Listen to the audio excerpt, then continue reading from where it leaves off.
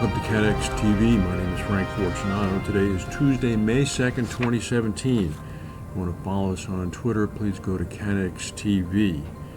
According to an analyst, AmTrust's shares are likely to remain in the doldrums unless the company can provide a more robust justification for its reserves or takes a potential 9-digit reserve hit. This is according to Keefe, Bruyette Woods.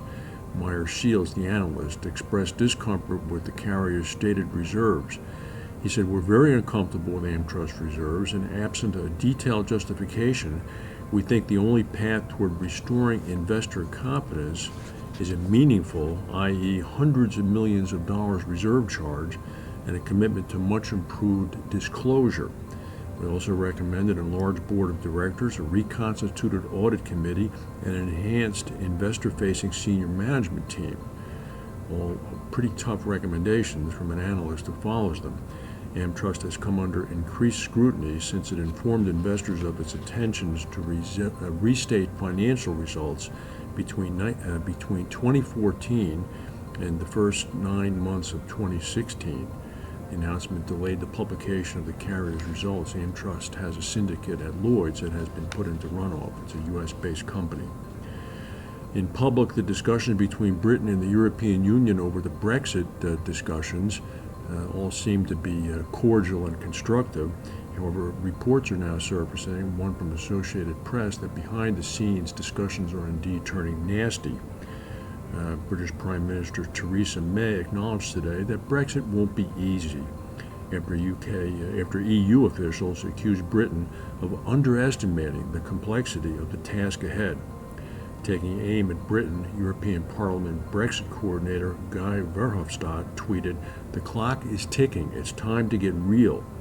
Formal discussions on the actual divorce are due to begin after the UK general election on June 8th. Evidence is mounting that the two sides are far apart.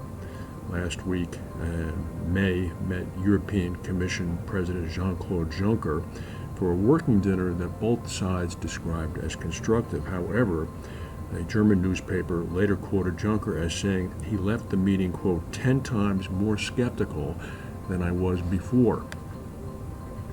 An unusually active spring blizzard has hit the U.S. states of Kansas and Oklahoma, stranding cars, downing trees and power lines, and building snowdrifts more than 6 feet deep. That was on May 1st. Believe that or not, the travel-stopping destructive snowstorm is one of the strongest to blanket the region so late in the spring. In Texas, for example, on Saturday, the temperature difference between Dallas was 33 degrees centigrade and in Amarillo was 4 degrees centigrade. That's a 29 degrees centigrade split. Additionally, it goes to show how big Texas is. That's about 600 kilometers apart. Nevertheless, that kind of contrasting temperature spawns tornadoes and pushes up thunderstorms. There were deadly tornadoes in Texas and Arkansas and Mississippi on Saturday and Sunday that we reported on yesterday. However, the snowstorms is something different. The Kansas Highway Patrol shut down numerous roads, urged people to stay home. One town received some 50 centimeters of snow. Oklahoma was also facing similar snow conditions. These are the deepest snowfalls in the past 40 years in these areas. Italy's troubled flagship airline Alitalia is going to formally request bankruptcy proceedings today after workers rejected a restructuring plan. Alitalia said that its flight schedule would continue to operate as planned while administrators try to figure out whether the airline can be turned around. Alitalia has received more than 7 billion euros from the Italian state over the last 10 years, but without further support it may end up permanently grounded. Last week, Alitalia employees voted against a plan to cut jobs and salaries that would have allowed it to secure new funds.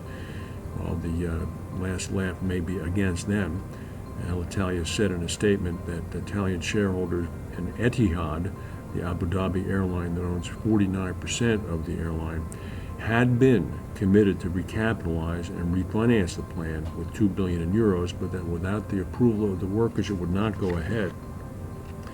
Public opinion and the government in Italy seem to be against providing a new cash infusion. It's possible that the airline and its 12,500 employees could soon be no more.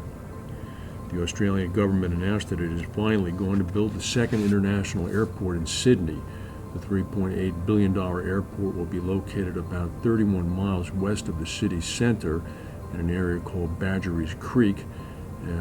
This has come about 70 years after the idea was first conceived. The current Sydney airport, only about 4 miles south of the city, has become increasingly stretched amid increased demands in recent years. There's a wildfire that's burned about 100,000 acres in Georgia at the Okefenokee National Wildlife Refuge in the southern part of the state. The U.S. Fish and Wildlife Service said last night that it could take until November to finally be put out. The fire has burned about a quarter of the wildlife refuge, and it's only about 8% contained right now. 500 firefighters, helicopters, and bulldozers are involved in fighting the blaze. Much of the wildlife refuge is marshland and swamp. It's home to black bears, alligators, and sandhill cranes. The Fish and Wildlife Service says that wildlife knows how to avoid the flames. Well, at this rate, there won't be any place for them to go if it in fact burns until November. That's the news for today. If we have any breaking news, we'll come back and tell you. Thank you for watching, and we'll see you tomorrow.